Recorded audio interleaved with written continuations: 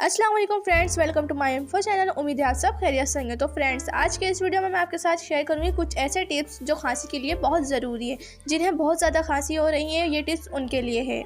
इससे पहले अगर आप मेरे चैनल पर नए हैं तो मेरे चैनल को ज़रूर सब्सक्राइब करें और साथ ही बेल आइकन ज़रूर हिट करें और कमेंट में ज़रूर बताना कि आज की वीडियो आपको कैसी लगी। तो फ्रेंड्स, वक्त को ज़ाया किए बगैर चलते हैं वीडियो की जानिब। तो फ्रेंड्स, आजकल मौसम इतना ख़राब है कि हर घर में कोई ना कोई बीमार है। किसी को खांसी हो रही है तो किसी को नज़ला ज़ुकाम, और खांसी तो इंतहाई बहुत बुरी बीमारी है।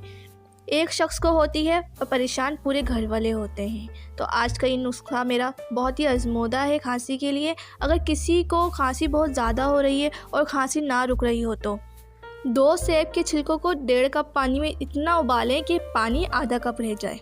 इसमें 1 चम्मच शहद मिक्स करके पी लें। इतना गर्म पानी हो जो आप पी सकें। 3 दिन पीना है लाजमी। खांसी का नाम और निशान भी नहीं रहेगा।